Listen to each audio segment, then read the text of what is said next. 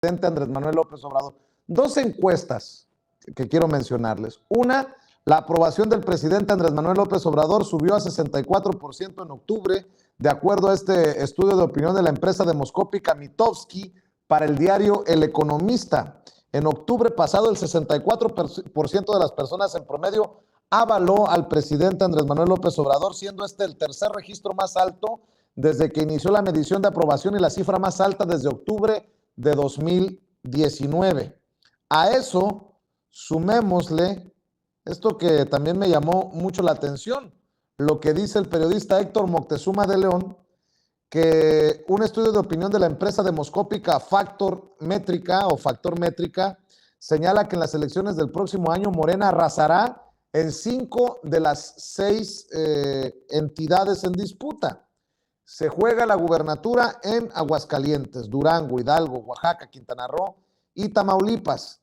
Y Morena apunta a ganar en 5 de esos estados. Solo en Aguascalientes, de acuerdo a los números actuales, la perdería porque lleva una ventaja el PAN medianamente cómoda. Pero en Oaxaca, de los Murat, perdería el PRI. En Quintana Roo, Morena también arrasaría. En Tamaulipas, ni se diga. Son dos encuestas que, insisto, siguen dándole muy malas noticias a la oposición, Manuel Pedrero. Y la noche triste sigue y se va a prolongar hasta que se den cuenta de que el fracaso no se asimila en 3 años, sino por lo menos en 2 sexenios. Desde luego que en un proceso de reestructuración, pero ellos ni siquiera están cerca de eso, nada más es la conjunción de poderes políticos para tratar de hacer frente a un gobierno que viene proponiendo esto desde por lo menos hace 20 años. Hay que recordar que actualmente Morena tiene controlado la mitad del territorio político nacional, tengo entendido, más de 16 estados, y abonando estos 5 que presuntamente ganaría Morena, y no tengo la menor duda de que podría potencialmente ser así, tenga la oportunidad de que la oposición reflexione finalmente. Nada más el día de hoy podríamos hacer un ejercicio de retrospectiva, simplemente diciendo, fueron 15 estados los que se jugaron este año. Para 2012 el PRI tenía alrededor de 23 estados gobernando. Hoy solamente le quedan un par de bastiones políticos que va a ser Coahuila y el Estado de México en torno a 2023. 2022 evidentemente perderá bastiones como lo solía ser el Estado de Oaxaca. Alejandro Murat, a pesar de que ha tenido una buena relación en términos de cogobernabilidad con el presidente Andrés Manuel López Obrador, simplemente su partido no va a tener ni una sola oportunidad para volver a repetir otro sexenio. Hidalgo también con Omar Fayad. Toda esta es básicamente los despojos que dejó el priismo de Enrique Peña Nieto. Ya sabemos, la nueva versión 3.0 del PRI, nueva generación. Eso ya no sirve, la verdad, ya no sirve absolutamente para nada. Entonces, esta mentalidad también tiene que funcionar para ellos. Para los ciudadanos lo saben, pero aquí Morena tiene una responsabilidad. No puede hacer lo mismo que hizo en Nuevo León. No puede poner a candidatos de último momento. No puede poner a impresentables. No puede poner a ex elementos del planato. ¿Qué coraje tuve, al igual que muchísimos mexicanos, cuando Mario Delgado estaba promocionando en redes sociales, pagaba publicidad en YouTube para que saliera en los canales, diciendo, el PRIAN fue lo peor que le pasó a México, el PRIAN nos destruyó? En efecto, pero bajo esa lógica sería bueno que nos dijera por qué entonces se agregan ex elementos del prianato para ponerlos en Morena. Y no en cualquier estructura de Morena, sino ya en candidaturas directas. Desde lo más bajo, como una alcaldía, en términos de estructura política. Bueno, ¿quién fue el candidato de Morena para la alcaldía de Huixquilucan? Enrique Garay, un comentarista de Latinos, un amigo de Carlos Loret de Mola. Eso es inadmisible. En nombre del pragmatismo se pueden ir mucho por ahí porque no ha servido absolutamente para nada y los resultados ahí están en Nuevo León. Teniendo un personaje como Clara Luz, no funciona. Y ese capital político que hace que genere votos y votos y votos y gane estados, se debe a una sola persona y se llama Andrés Manuel López Obrador. Porque la gente de Quintana Roo quiere que llegue la 4T a su estado, porque la gente de Oaxaca desea que la 4T llegue a su estado, porque los estados que pasan por elecciones y ya tuvieron el PRI, el PAN y el PRD quieren que la 4T llegue a su estado, pero solo porque Andrés Manuel López Obrador es el presidente. El próximo presidente no sé si tenga ese capital político de yo quiero que siga gobernando tal partido porque este es el presidente. No, es un evento único que se ha dado en los últimos fácil 7 décadas, el del presidente López Obrador. Y malgastarlo, no entender ese mínimo detalle, conllevará riesgos terribles. De la misma forma en la que Morena ha tenido su ascenso, si no lo capitaliza de forma correcta, si no tiene una estructura y una base sólida que le permita construirse como un partido político, por lo menos en los próximos 30 años, va a morir de la misma forma en la que nació. En 2015, un perfecto desconocido, en 2018 pasaron a ser la primera fuerza política del país. Es un ejercicio de rebote. Tienen que tener una estructura. Y no va a ser una explosión, va a ser una implosión si es que Morena no corrige el rumbo. Que vean en el espejo del PRD, mi querido Manuel Pedrero. Miguel Martín, ¿con qué reflexión cierras en torno a este tema?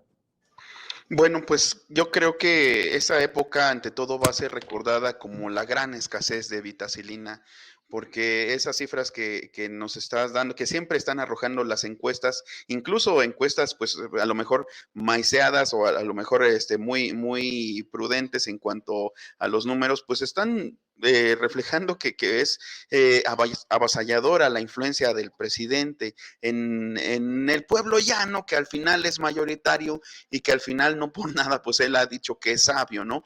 Ahora bien, yo considero que creo que un bastión y una asignatura pendiente, pues es lavar ese agravio contra el pueblo que fue, considero yo, la última gran elección robada, de la que muchos no hablan, pero realmente fue una elección robada porque operaron como solo el PRI sabe hacerlo, y fue la del Estado de México. Es un bastión muy importante que pues tendría prácticamente una conexión pues de simbiosis, o que la ha tenido, la debería tener de simbiosis con la Ciudad de México, y que ahora pues como decimos, pues Claudia Sheinbaum la vemos con presencia en muchos ámbitos, la vemos con presencia mediática, no por nada es presidenciable, pero como te decía, pues Alfredo del Mazo pues está en su ataúd. No aparece, o sea, no quiere nada porque sabe que ya ganó, sabe que probablemente pues después, a posteriori, salgan escándalos de corrupción donde él salga embarrado, y por supuesto en algún momento se tendrá que revisar a fondo cómo estuvo eso de aquella elección en la que pues salió la tarjeta rosa mágicamente, y ahora pues es un capital, un activo político que estaba usufructuando aquí en el Estado de México, pero que realmente pues la lógica, la inercia, como bien nos dice nuestro querido Manuel Pedrero, la inercia era que pues uno de los grandes primeros triunfos o una probadita de lo que vendría después en el 18 era que ganara la maestra Delfina Gómez. Sin embargo, esa fue una elección robada, con las peores prácticas del PRI, que operó de maneras muy pues como ya lo conocemos, por ejemplo, en Chimalhuacán, en el municipio de Chimalhuacán, pues sacando a palos a la gente de Morena que iba a entregar información, haciendo que operaran esos grupos de choque. Entonces, pues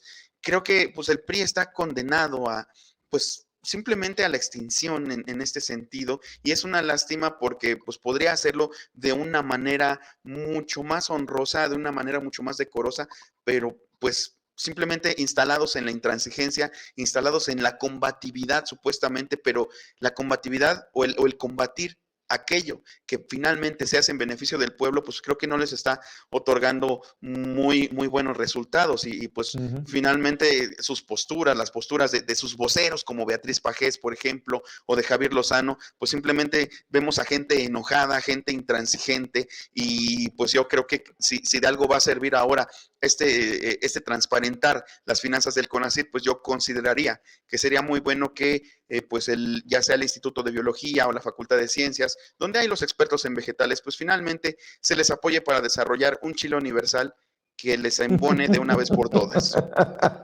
Ay, Miguel Martín, ¿por qué no cerramos invitando a la gente para que te apoye en tus trincheras, querido Miguel Martín?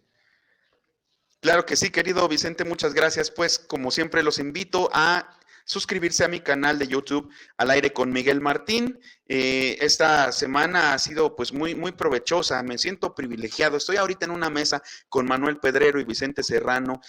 Mañana, esta noche y mañana tengo transmisiones con Jesús López Almejo, y el jueves tengo una entrevista con el gran Daniel Marmolejo. Así que pues aquí haciendo este activismo, este periodismo de activismo por la politización de la población mexicana, pues me siento muy a gusto y espero que me puedan acompañar en ese esfuerzo. Recuerden, mi canal es Al Aire con Miguel Martín. Ayúdenme por favor a conseguir pues por lo menos los 5,000 seguidores antes de que termine el año. Igualmente pueden leer mis columnas cada semana en Regeneración y en la página de Lord Molecula Oficial.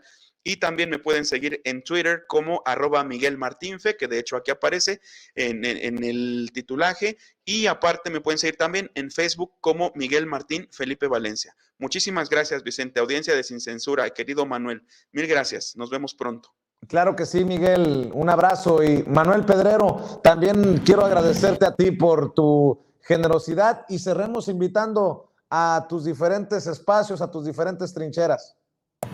Vicente, Miguel, la verdad, como siempre, un honor. Y si me lo permites, querido Vicente, te quiero contar, al igual que toda la audiencia de Sin Censura y por supuesto también a Miguel, una pequeña historia. Ya con esto cierro, porque si no lo digo, como tú sabes, nuestros pechos no pueden ser bodegas. Fíjate que en Villahermosa, Tabasco, hay una atracción en el Museo de Papagayo del Niño. Es la cama de clavos. Cuando uno se sienta o se acuesta en la cama de clavos, los clavos poco a poco empiezan a subir y realmente sientes las punzadas, pero realmente nunca te hacen daño. Si uno pisa un clavo, el dolor es inmenso, es insoportable y simplemente es agonizante. Pero si pisas 2, seguirá siendo doloroso, pero con una estructura. Si pisas 10, si pisas 30, si pisas 100, ¿qué tal 1000 o 10,000? Puedes empezar a caminar y a pesar de que sientes las punzadas, ya no sientes el dolor de la misma forma. Lo mismo pasa en la política mexicana y yo te diría que a través de todo el mundo. Cuando Donald Trump dijo que los mexicanos eran unos violadores y que eran unos criminales, todos los medios de comunicación empezaron y se le lanzaron encima.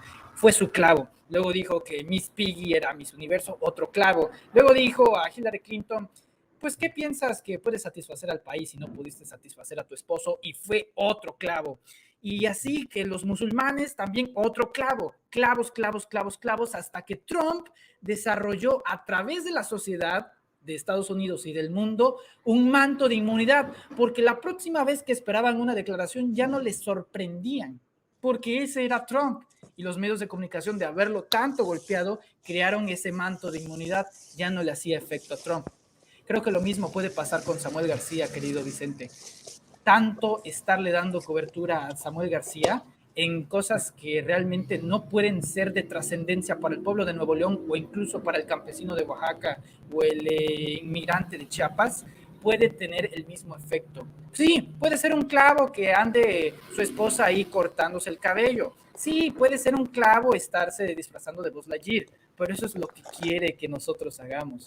Entonces, será decisión de cada quien de nosotros si le quitamos ese clavo o si sigue creando ese manto de inmunidad que terminará siendo una proyección muy importante para 2024. Yo con eso quería cerrar, querido Vicente. Y pues nada, nos pueden seguir en YouTube como Manuel Pedrero y aquí nos estaremos viendo en Sin Censura. Claro que sí, Manuel. Te mando un abrazo. Miguel Martín, Manuel, un abrazo y que descansen. Buenas noches. Buenas noches. Gracias.